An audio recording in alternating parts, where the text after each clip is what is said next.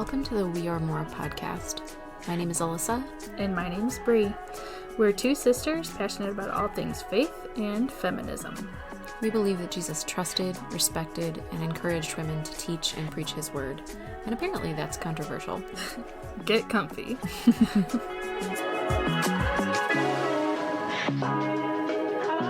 Oh my gosh, you started recording just now. Great. Which one am I? The bottom one? This. Yeah, you're the bottom. It's because I'm second born. Yeah, that's why. But you did sit in the big chair today. Well, We should probably say hello so that any of this counts. Hello! Baby, can't you see? Oh no. All right, Bree, read your line. Baby, can't you see? We're gonna get copyright infringement. You know that I'm toxic. I do know that about you, actually. Like sludge? Yeah. I actually imagine the creature from, what was that movie with Robin Williams? Flubber. Yes, I envision Flubber. I thought you were going to talk like the creature from the something lagoon. Dark Lagoon? Black Lagoon. Black Lagoon. Have you seen that? I don't think No. I've ever seen that movie. That was I've before our barely time. seen Flubber. Mom wouldn't let us watch Flubber when we were kids. I don't know why. I Because don't I either. recently watched it. Not recently. With it like a couple years ago. Mhm. And it's incredibly boring. Am I going to make people mad about that? Probably because people love Robin Williams. I love Robin Williams, but I didn't like Flubber. I'm sorry. So today, I feel like I start every episode with, so today. Also today, we have given up on telling you guys which episode number it is at the beginning of the episode. We have no idea. We literally have no clue. And what's actually more frustrating is sometimes I'll be like, Alyssa, what episode just came out? And she's like, 12. That's not what I mean. I mean, what did we talk about? I have no idea. But the problem is, we'll sit down to record and we'll start recording and we'll be like, oh yeah, hey, this is episode 13. But we're not used to recording every week yet. Mm-mm. And it's not episode 13, it's episode something totally I different. had no idea. And then I have to cut that whole section. Yeah, we're done with that. Yeah. Today, we're talking about toxic femininity. Yes, today on this, the episode of today. On this, the day of my daughter's wedding. What is that from? On this, the day of my daughter's wedding. I think Oh. it's The Godfather. I've never seen that. I've never seen that. So we're just quoting randomness now. Yeah. Okay, good. Also, I could quote from that movie Summer Magic. That was a great movie. Femininity, femininity. There's no way anyone has seen that. Do, It's do. us and no one else. It has Haley Mills, and it's old. It was good. It's nostalgic for me. I like that movie.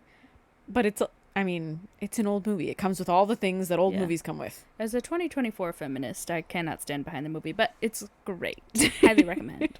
I mean, I feel like we could say that about most of the movies that we have watched. There's another song in that movie called what is it called? Are you talking about the bug one? The Ugly Bug Ball. Ugly Bug Ball. At the Ugly Bug Ball. Bum, bum, bum, bum, bum, bum. I don't Another think that's classic. the right tune. It is. I don't think so. It is. That one really is a classic. That one, I think, won some awards or something. It was weird. Why? I don't know. It was very out of place, too. It was just this man walking around. He found a bug. He started singing about it. To a child. Yeah. Which, again, Well, he knew the questionable. child. But still. Mm. Still. You should watch the movie and figure that out by yourself. I don't know that you should watch the movie. We should have a movie club, like a book club. We could have a playlist, a music playlist, and a movie watch playlist. You have a lot more faith in our ability to do things than I do. I have a playlist. You do have a playlist, but it is not public. It is for you and I.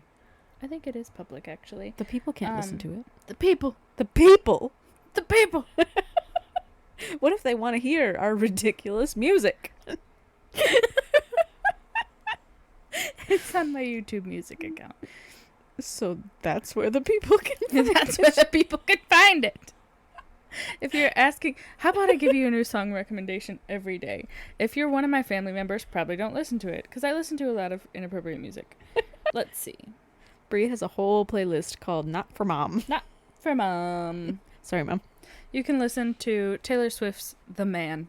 Hey, that's a great one. It only cusses 2 times. Yeah, that's probably my favorite Taylor Swift song. It's a great song. Today we're talking about toxic femininity. So far. That does tie in, to be fair, to Taylor Swift. Yeah. Because she talks about toxic masculinity a lot. Mm-hmm. And now we're just flipping the script. I just almost quoted Taylor Swift again. Do it. I can't. She cusses. Oh. You flip the script for the of it. Addicted to betrayal, but you're relevant. You're terrified You to can look only down. sing like 10 seconds of something before I get copyrighted. That's Karma by Taylor Swift. Thank you for the information. You're welcome. No one knew that one. Everybody caught on to the Summer Magic, but the Taylor Swift song, they were like, what? So today, as we talk about toxic femininity, we last week talked about toxic masculine. No, 2 weeks ago. 2 weeks ago. We're never going to talk about time units ever again. Okay. On our In the last past. main episode, In the past. we talked about toxic masculinity and what that looks like and how it impacts both women and men. We had a special guest for the first time. Ooh, It was very special. very special. He came up from the downstairs and talked to us. beyond. From the beyond. My husband Nathan was on the episode last week. No, 2 weeks ago. Stop talking about time. Stop. And so we talked about how that impacts everybody, how it impacts relationships and individuals and some specific individuals that are terrible. So we're going to talk about kind of the opposite of that and what that means. So Brie, tell us what toxic femininity means. Well, I Googled it, Proud of you. as per what I usually do, and I found a good old-fashioned definition. An old-fashioned one? Definitions in general are old-fashioned. Are so they? Obviously, I found that. If you Google toxic femininity, it says it's a rigid or oppressive definition of womanhood, including pressures women face to restrict themselves to stereotypically feminine traits and characteristics. So kind of exactly what the toxic masculine man wants. Mm-hmm. I would say this is generally something that women are putting on themselves or that women are putting on other women. Mm-hmm. Not that men aren't involved at all, but it's something like you think stereotypical what is feminine. And I think, yeah, if you're looking at what is toxic femininity, it is going to be women putting it on themselves. Or not that there's not also an aspect of that coming from the rest of the world, but in this specific context, that's women putting it on themselves. And like you said, the bigger issue is not just you putting it on you, but you putting it on every other woman that you see. And every woman has heard this, but like when they say, oh, girls don't do that. Girls don't talk like that. Right. Girls don't burp and fart. And women never poop. No, we don't. It's just not part of our biology. We hold it in. We hold it all in. There's a guy online that makes that joke all the time. He goes, my wife, no, she never poops. She doesn't. My worry is that there are actually men out there that think that or think things like that. Like, I have concerns. But they just don't. We just have given it up. We've evolved past it. Some people are born now without wisdom teeth, and now women don't poop. Yay, progress. That sounds great. Actually, let's progress to that. I actually would be fine with that. So, stereotypical feminine traits, if you look those up, that would be cooperative, sexually submissive, passive, gentle, and deriving their value from physical beauty. You know what that makes me think of? And I think we've referenced this before, but the Duggar family, the mom, I watched a documentary on that family, and one of the other family members is like a cousin or something, said that one of the things that drove them crazy about her the most is the way that she talks like this, and she's so gentle and quiet, and like that's her voice.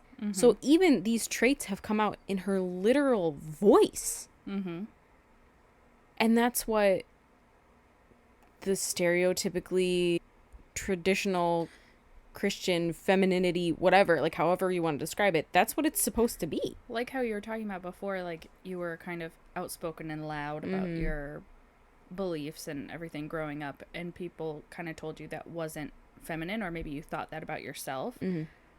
That's how I think of with this. Women should be quiet and soft and keep their thoughts to themselves. Well, because the second you become louder or that you speak out, or the second that you dare to think that you have a voice in any way, you become a threat to toxic masculinity. You become a threat to the male leadership of the church.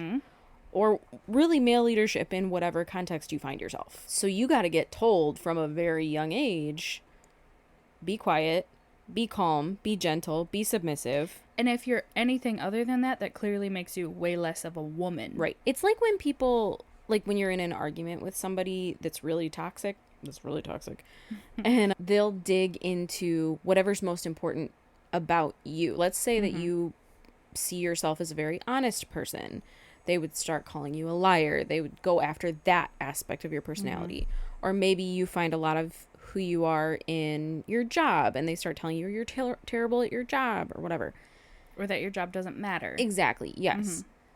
It's the same thing, if perhaps even worse, because you start to tell women you don't get to be a woman if you aren't these things. You don't get to be a woman if you enjoy your career. Right. If you don't want to be a stay-at-home mom. You don't get to be a woman if you don't want to put on makeup when you leave the house. Or high heels. Or you don't find value in makeup. Yeah, I think that's such a huge dig for anybody to...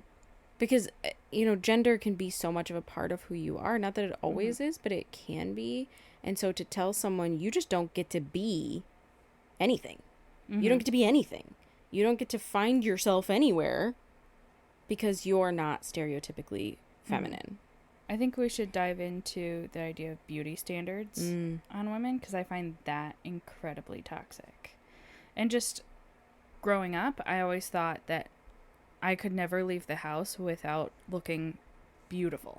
You know, you're not allowed to leave the house in your pajama pants. You should always look your best, even if it's going to get the mail. And that does something to you as a person.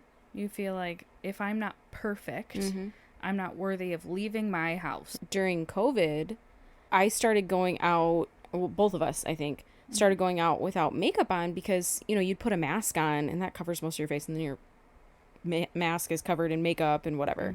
So I would go to the store without makeup on, but, you know, half my face was covered, so at least I wasn't offensive to the rest of the world. And then masks kind of faded away slowly, and I still was occasionally going out without makeup. And I remember the first time that I did, I think we went to like Target or something, and the first time that I went out and didn't have a mask or makeup on, and I literally felt like I shouldn't be allowed in the store. Like I should not be allowed to walk into a public space because my face in itself was so offensive to everybody. And I'm a pretty confident person. Bree's a pretty confident person. But when you're told by society at large your entire life that you have to be the prettiest girl in the room or you're nothing, of course that's going to screw you up. Yeah. Or women look at other women who maybe don't put in the same value to outer beauty as they do, and they look down on them. And they teach their children to look down on them. And I think one of the ways that we've rebranded it is we've said, well, you should look presentable. That's what we've done. We've said presentable, because we can't say you have to look pretty, because that's a little controversial, right? You can't tell girls you have to be pretty. Some people do, but it's almost worse. Yeah. And you think of the difference between what is presentable for a woman versus what is presentable for a man.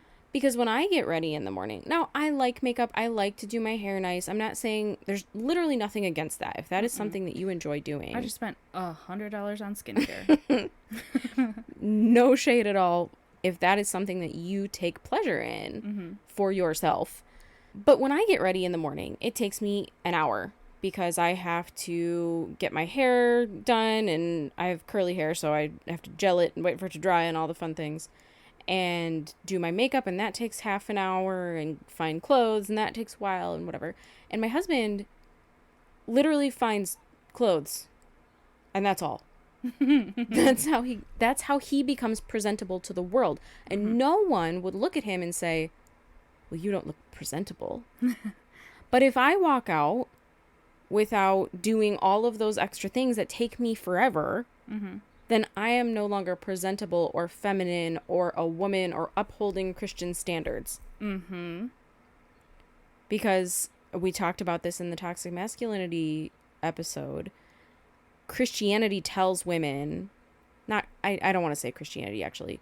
Toxic Christianity tells women that if you are not beautiful at all times, if you do not look perfect, if you do not maintain a beautiful womanly figure and whatever, and buy all the skincare and make yourself look 20 years old, if you don't do those things, then your husband is going to go find somebody who does. And it's going to be your fault because you weren't beautiful enough. And toxic femininity tells you that too. Yep. I can't say femininity. Femininity. I'm going to sing that the entire time. Great. I would love that if Something else that I saw, it's maybe an older trend on like TikTok and Facebook, whatever. But it was these women saying, look at this. These men are saying that they prefer women without makeup. They look better without makeup. But they're showing the pictures of the women. They're saying like, but she's wearing makeup. Look at this. And it's supposed to be just like a natural look of makeup. Now these women are saying, men can't even like you without makeup on. See, now you at least have to make your makeup look natural.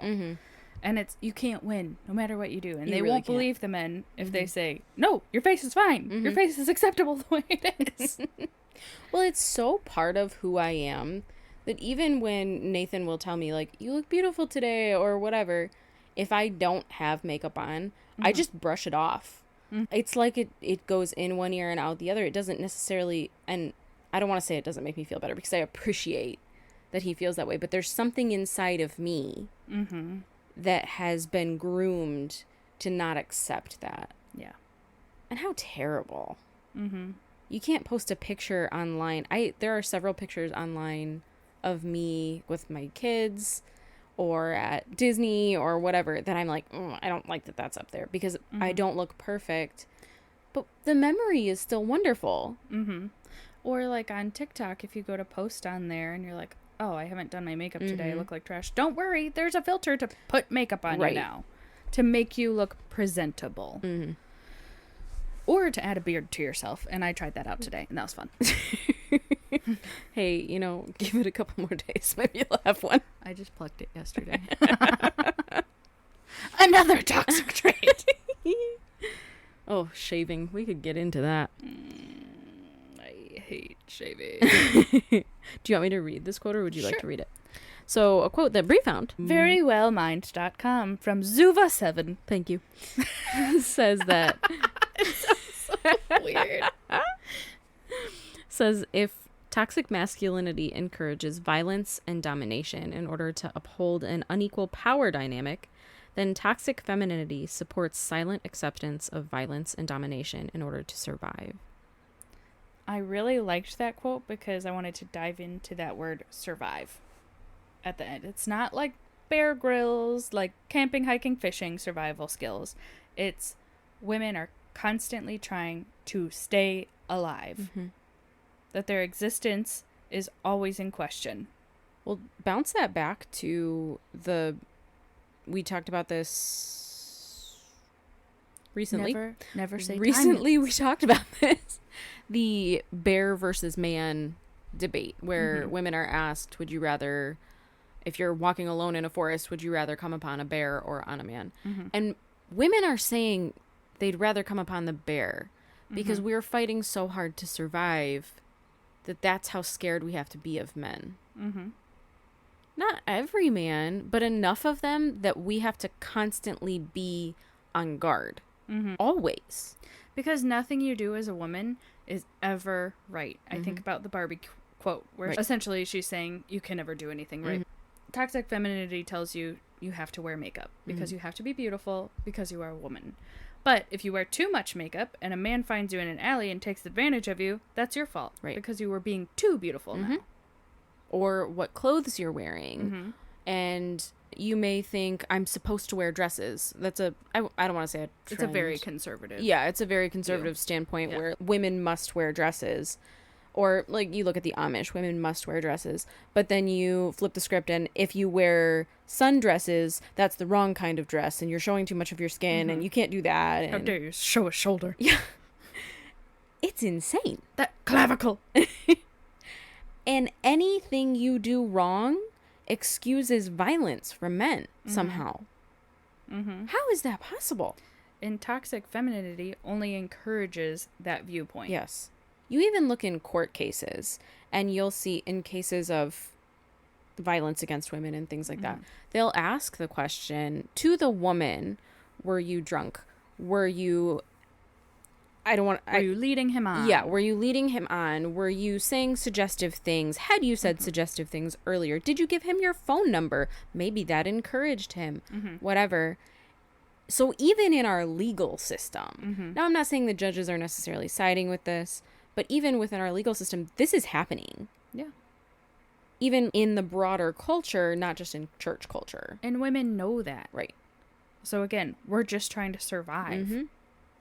And this concept of toxic femininity, I have said femininity like 4 times. We could make this a drinking game again. Oh, good. Every time we mispronounce femininity, people get trashed around the world. Great.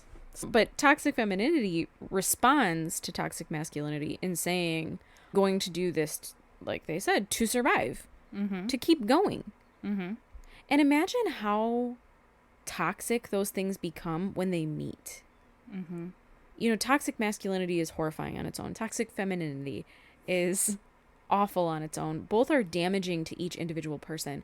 But you bring them together. You bring a man that believes that in contact with a woman who believes that. And that's when tragedy happens. That's when massive abuse happens.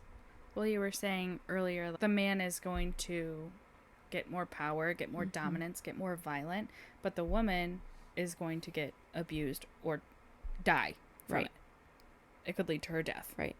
And it's not good for the man either. He's not, like, doing great. We talked before about how men are less likely to seek mental health, things like that. This isn't good for men either, but at the end of the day, they still have power. They're still in power. They're still sitting at the top of the hill looking down at everyone else.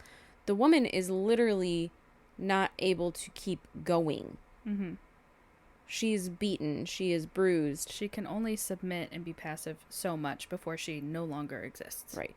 Exactly. And we see this in culture at large, but we see it so heavily in the Christian church, and unfortunately so heavily in our own lives. Not our personal lives, but in the world around us specifically. We're watching this happen. We're watching this toxic femininity just destroy who people are. Destroy their personalities. Destroy the vibrant humans that they used to be. And because they're told that you need to be married in order to be of any value to our society and our culture and our people in general. But when you do get married, your dreams, everything about you ceases to exist, because your now biggest calling is to build up the dreams of your husband, because he is your purpose now. And to submit to his every desire, to his every decision, whether they're godly or not. And I have said this before, but I don't believe that God is okay with women following their husbands into sin just because they're submitting. Now, there are churches that absolutely are teaching that. And we've heard them preach that. 100%. If your husband is sinning, still follow him, and you will be blessed for doing your part, for submitting, because that's your role. Your entire role is to submit. That's not doing you any good as the woman, or your husband. It's not doing him any good either. And also, I've seen so many times where the men are so praised and so loved in churches that their true personality is not there. No. So people think, you're a great guy. Oh, everybody else around this guy loves him. So what's wrong with me as a woman that He's not that way with me at home. Mm-hmm. He's not that way. So what's wrong with me now? There are so many cases of abuse that come out. There's someone I follow on Facebook, and she was abused as a child. And when she came out with that story, people said, no, you're crazy, because look what a wonderful guy he is. Mm-hmm. They didn't take her seriously. And she couldn't take herself seriously to some degree, because look what a wonderful guy he is. He wouldn't do something so terrible. You must have made it up in your head. Mm-hmm. If he's a terrible guy to you behind closed doors, whatever position this person is in, whether it's a parent, whether it's a husband, whether it's a partner of any kind, a friend, whatever, I don't care. If he's like that to you behind closed doors, that's who he is. Mm-hmm. Well, they say who you truly are is who you are when no one else is watching. Yes. I am most myself when I'm around Bree, when I'm around Nathan, when I'm around my mom. Mm-hmm. That's when I'm most who I am, because I'm the most comfortable around those people. And I know that they're going to stick around. Mm-hmm. So I might not. you I have might no leave. choice. You are my sister and you love me. Hold my hand when you say that. I mean, I guess we've made the point, but Mm-hmm. who he is to you is who he is. Yes. So whatever anyone else is telling you, they're full of crap. Not because they're intentionally full of crap, but because they don't know. Mm-hmm. And you know. Trust yourself. Trust yourself. Girl! Trust yourself. And think of that. Think of all of these descriptors that you said earlier. Cooperative, sexually submissive, passive, gentle, deriving value from physical beauty. All of those things lend themselves to not trusting yourself. Mm-hmm. To questioning everything you've ever thought or seen or whatever. So he can get away with whatever he wants. Because stereotypically, that is what womanhood is. Yes. That is what society and conservative Christian worlds are telling women, that that is what womanhood is about. Mm-hmm. Being cooperative, being sexually submissive, being passive, being gentle, being told that beauty is the only thing that matters. How shallow, how small are we making women? What a good transition, Brianna. Are you prepared? No one's gonna get that. I'm trying to find a fun transition noise. Like when you were little and you were listening to those Disney tapes and they would like turn the page and it was like wouldn't that be nice to have? Yeah, you could just record that and Okay. that's what we'll put in. Stop Stop it. You've already done it twice. Stop. So anyway, instead of what society has told us womanhood is, what does the Bible tell us that womanhood is? Bleeding. What? That's when you truly become a woman. I'll have to cut that out. No, you're not. So there are a lot of incredible women in the Bible, and we've talked about a few of them. We will talk about more, because that's what we do. That's what we live for. To help unfortunate woman folk like yourselves. Poor souls with no one else to turn to. I didn't think we were going to get the whole quote. Turns out we're lucky, and we are. So the person that we wanted to focus on today is Deborah. Big Deb. Making a comeback. A reprise. I don't think we've mentioned Big Deb in quite some time. If you want a good old-fashioned laugh. What was it, episode 2 when we talked about? Yeah, episode 2. Episode 2, we talked about just like stories of strong women from the Bible, and we talk about Big Deb, and she is just a national treasure. A national treasure. And an international treasure. She's not from our nation. I know several Deborahs. How dare you? This particular Deborah. So if you haven't heard that episode, again, go back and listen once you're done with this one. We've got to make that clear. Finish this one. It's good. Yeah. We're having fun. But I'll kind of just briefly go into who Deborah was. And she's an example of biblical womanhood. Mm-hmm. Biblical femininity. Important enough to be written in the pages of the Bible. Not just written, like her whole story is told. She is she's in the book of Judges because it is like a compilation of quite a few. But she is a featured, very, very important piece of the book of Judges. So this is from the Jewish Women's Archive. And it says that Deborah is one of the major judges, which was a charismatic military leader, not a judicial figure. So think of her as a military leader. That's what she would have been. In the story of how Israel takes the land of Canaan. She is the only female judge mentioned and the only one to be called a prophet. So for all of the men out there who are telling women, you can't preach, you can't prophesy. Exactly. She was a prophet. She was called a prophet. In the Bible. In the Bible. And she was the only one described as performing a judicial function.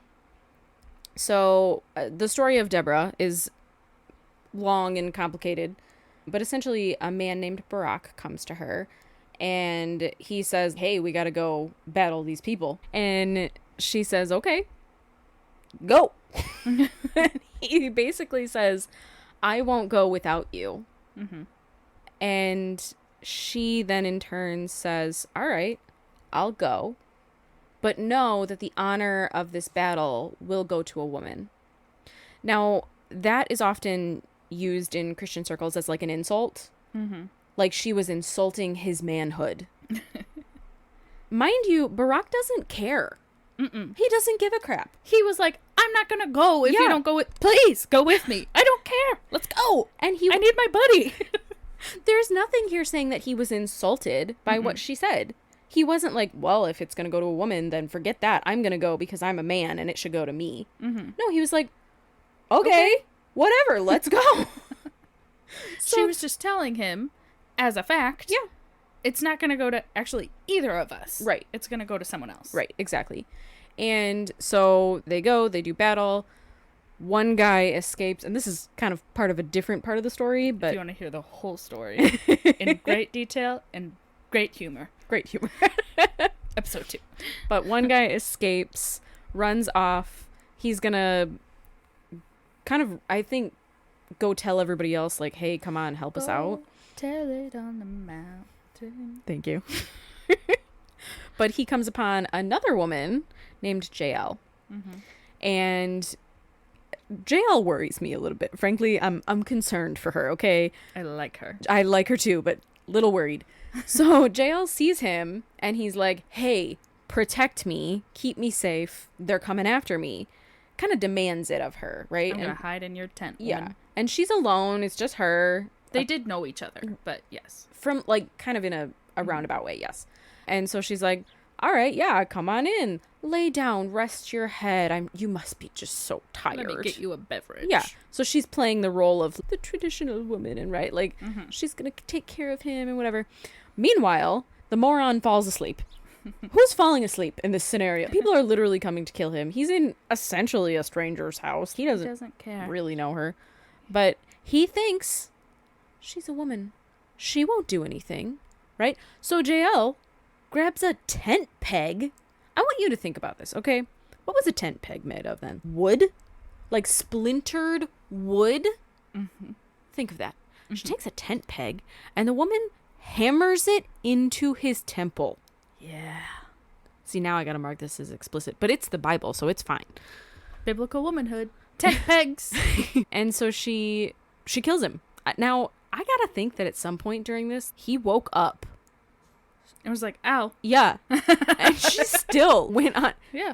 This is violent, okay? This is a violent, brutal murder. And then Barak and Deborah come back and they're like, hey, have you seen this guy? She's like, oh yeah, I think I saw him. Come on into my tent. Let's check it out. And they come upon this man with a tent peg in his head. And she's the one that won them the battle. Right. So when you talk about femininity and womanhood and what that looks like, where are we pulling that from? Are we pulling it from society? We're supposed to not be part of society as Christians, right? We're supposed to be part of the world. Yeah. In it, but not of it. Exactly. So what are we pulling our definition of femininity from? We're pulling it from the world. Absolutely. And like the 1950s world. That is not what the Bible ever said. There is nothing in the Bible that says, and women must put on their makeup before they head into church, because otherwise it will be offensive to the men. That's not a thing. No. There is nothing that says, and women must make their husbands dinner every single night. And it must be something that he likes, including meat and potatoes. That's not a thing. Mm-mm. We have pulled this from society. We've pulled it from our own tiny little world that we live in, not from the huge, beautiful, colorful world that God gave us. Yep. Why are we doing that? And why are we doing it in the name of God? My gosh. Again, like you said, it's a power grab. Mm-hmm. Keep women small. Right. Well, and what's really sad is, so this has taken hold again with social media because of the trad wife movement. Mm-hmm. So that's like the traditional wife movement. I Googled that too. I'm proud of you. Do you want me to read it? I would love you to read it. Okay, if you Google it, the first response that comes up, it says, a woman that embraces traditional gender roles in marriages, particularly focusing on homemaking and supporting her husband as the primary breadwinner. The term became popularized in social media and blogs around 2016 and is often associated with the conservative Christians. That's the first thing that pops up when you Google a trad wife. I hate that for us. Because we sit here and we call ourselves Christians. Mm-hmm. And like for me, I do a lot of our social media stuff. And I hashtag things like Christian women and biblical womanhood and whatever. And I almost don't like to do it because I know what else is coming up in those searches. Yep. And I don't want to be related to it. Something that has happened for me too that I've really noticed about myself, because I am single and I'm online dating, I tend to, when someone on their profile says that they're a Christian or whatever, I almost am not attracted to that. Yeah. Because in my mind, I think, oh, they're looking for a trad wife, and I am not that. Right. And will never be. Yeah, you almost, it makes you want to be a quiet Christian. Because you don't want to be associated with this. Well, do you think that this movement of traditional gender roles, keeping women small, keeping women in their place, do you think that's furthering the kingdom of God? Or is it hurting the reputation of God's love for his people? Well, not only that, and I think that's absolutely valid, but not only that, think of how much focus is put on this topic in Christian circles, in the Christian church. You hear sermons on this absolutely constantly. Is this topic in any way, whether you're for it, against it, whatever, is it making new disciples for Jesus? Mm-mm. Is it furthering God's kingdom? Is it doing anything that we were told to do? Or is it focusing on power? It's not doing what we're supposed to do. And then they're making it seem like, no, this is what women want.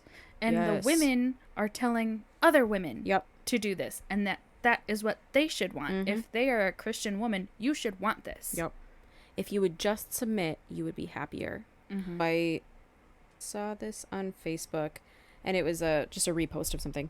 And it says, she'll submit naturally if you lead properly. Oh, that gives me the ick. And this, even strong women like us, as we sit here, there's still a part of you that's like, maybe that's what I'm supposed to be doing. Because it's so ingrained in everything about Christianity. Not in the Bible, but in everything about the Christian church. In everything about what the church has become since Christ died. Not when Christ was alive. Not when he was doing every wonderful thing he was doing. But since then. We've turned it into this. If men would just lead properly, then we wouldn't have a problem submitting. And there's something wrong with your faith if you do not believe this. Yes. You don't have a space in church. You don't have a space in God's kingdom.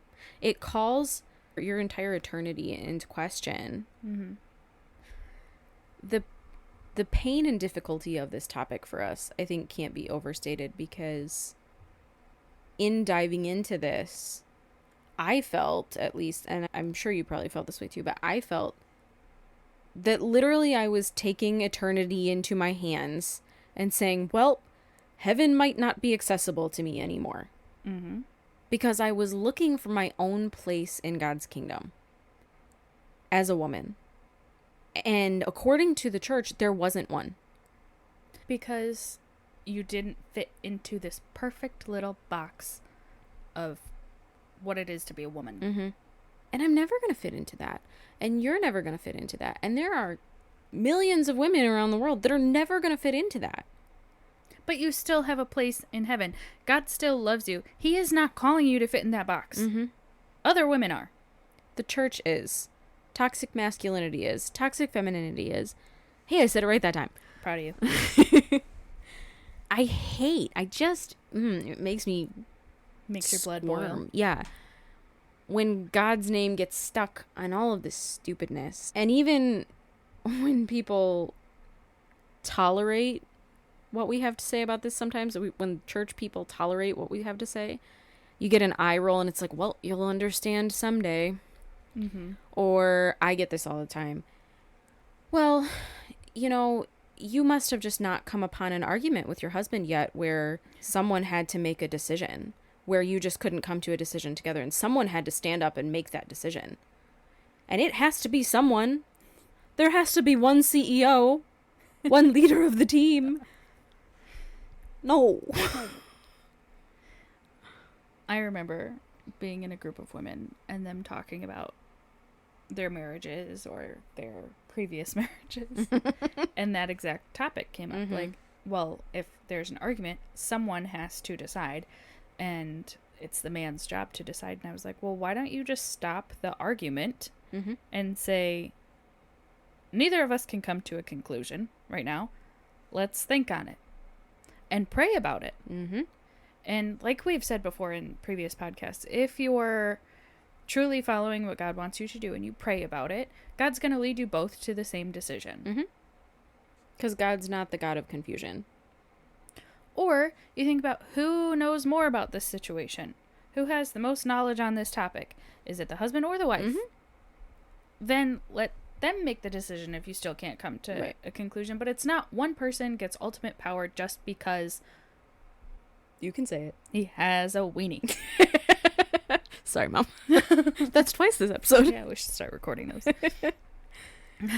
I think for Nathan and I, yes, we have come to arguments where it's very hard for us to compromise on something. Mm-hmm.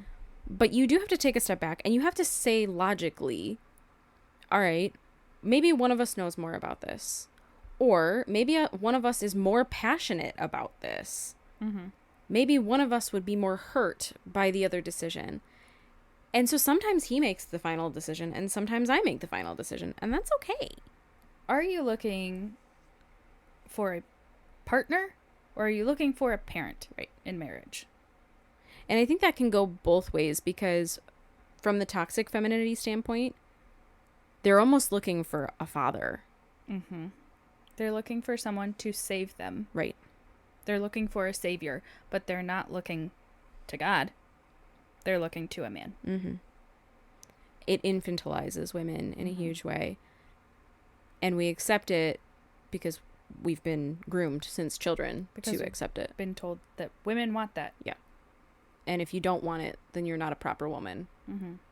And on the flip side, toxic masculinity does want a mother to pick up after them, to make them dinner, to take care of all of their millions of children, to whatever, to make their lives seamless. To be a housekeeper. Yeah. Hire a housekeeper. Women often get into situations where they're told, you don't bring in any money, and so therefore you don't get a say in things. Money is really held over women, which is quite an insane thing to me, because you're telling women you can't make money, you can't go get a job, you can't contribute to the household financially, whatever. But then on the flip side, you're also telling them, because you don't financially contribute to this house, you don't get a say in anything. The money's not yours. I'm going to hide it wherever I feel like hiding it. I'm going to take it from you. Mm-hmm. And manipulate you financially as well. But if you look at what it would cost to hire a housekeeper and a nanny and a chauffeur and a cook, cleaning service, all of the things that stay-at-home wives are doing, all of those roles, it would bankrupt you, okay? She just doesn't get paid because she's choosing to be, I forget, I saw it one time, it was like, instead of calling it a stay-at-home spouse, it's like the servant spouse or something like that. Because this person is doing all the work at home for no pay, and there's nothing wrong with that as long as they're respected in that role. As long as they have chosen that role for themselves, and the other partner respects them and says, all right, yeah, I might make all the money over here, technically, but it's all both of ours because really we're both doing work together to keep everything going. Another view that you could take on toxic femininity would be a stereotypical feminist. Burning your bra. Saying that men don't matter and they can barely turn their heads to breathe.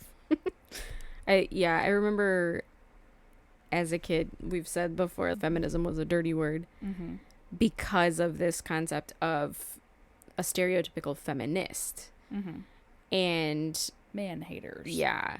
I think the conservative media and the Christian church did a super good job of making the whole concept of feminism look like that. I remember my mom watched Fox News one time, and it was this whole piece on how feminists want to get rid of Father's Day because it focuses on men, I guess. I don't know. And at the time, because that was how I was taught to think, I was like, oh my gosh, these feminists are terrible. What is wrong with them? Father's Day isn't hurting anybody, whatever. We like barbecues.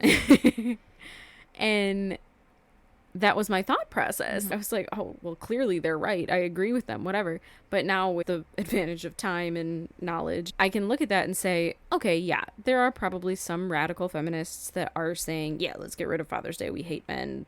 Women can survive on their own, whatever. But it's few and far between. It's like we had talked about on the Toxic Masculinity episode. It's the extreme mindsets. Right.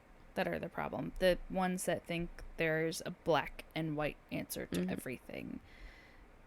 That is toxic. Yes. And just as with the Christian, you don't want to be associated with, this is an older reference, but there was a church called Westboro Baptist Church, and they were picketing gay soldiers' funerals, and just really, they did a lot of horrifying things.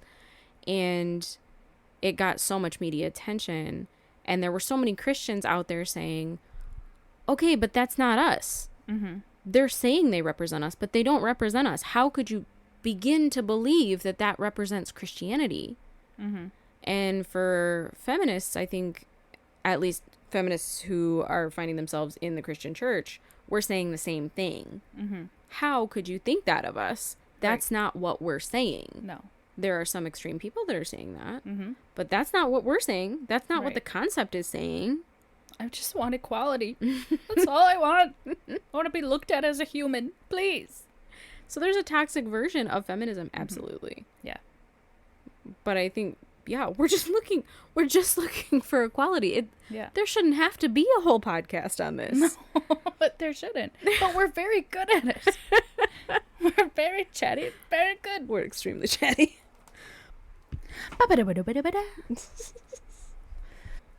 I saw a TikTok today, because have you seen, so there's like a song bite on the TikTok, I don't know how to describe it.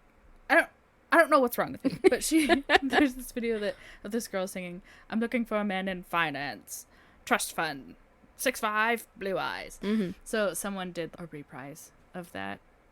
Would it be called a reprise? Spin-off? I don't know. Spoof? He goes, I'm looking for a trad wife, good cook, blah, blah, blah, blah. Gross. I don't know what else he said. I mean, they're both gross, really. They're both gross. I think we do focus, again, we always focus on like how things affect women because we're women, and that's the only perspective that we have. But it's gross from either direction. It's terrible for a man to sit there and say, yeah, I want this woman that's going to cook and clean for me and that treats me like a child and whatever. That's terrible. It's also terrible for women to say, I want a man that looks like this and makes this much money because I need stability and blah, blah, blah, blah, blah. Although. Don't although this, Brianna. It's not necessarily bad if it's a business arrangement. Your marriage is going to be a business arrangement? Mm-hmm. Well, it is if you marry that one guy on TikTok. So, I think we've referenced several different episodes of our podcast. Mm-hmm. And if you perhaps want to go on a bender, feel free to go back all the way to episode 1. Listen all the way to whatever episode this is. Honestly, though, take some breaks. I'm scared for you if you've done that, because that means you've spent a significant amount of time with the two of us idiots. Yeah. In a very short span of time. So, do you need help? Are you okay? Seek therapy. It's like that part of Gilmore Girls where Lorelai gives Rory... If you haven't seen Gilmore Girls, just skip this part because you won't get it. I love Gilmore Girls so much. That's one of my comfort shows. We've got to rewatch it. Mm-hmm. But if you've not seen it... So the mom, her daughter, and her friends are wasted. Like, they are smashed. And they wake up hungover the next day. And so the mom brings them tacos. And she brings the two girls tacos. And then she brings her daughter a burrito. And she says... I gave this one to you because I know you can handle it. We've been training for this our whole lives. And see, Brie and we've been training for this our whole lives. We know how stupid we are. We're okay with it. We could sit and talk like this for 10 more hours. Not in the seat, but maybe another time. But I worry for you if you've spent, what are we at? Like probably 13 hours with us at this point. Mm-hmm. Take some breaks. Get some water. Hydrate. Go for a walk. Then come back and laugh with us some more. Hydrate. Stay healthy. Okay, guys. I want to go eat dinner now. Stay tuned. We're going to be talking about other things in other episodes. But we're not going to reference them because we don't know which episode this is. We don't know what. But if you would like us to talk about anything at all under the sun. Nope, not anything. There are topics we won't talk about. I will talk about pretty much anything. Great. Give us a call. No, don't call us. Send us a message. Send us a carrier pigeon. You can find us on social media. Instagram, TikTok. I think we have a Facebook. We have an email if you want to email us. Okay, that's and so all now. on and so forth. And this is a conclusion. And thank you and goodbye. Rest in peace. And whatnot.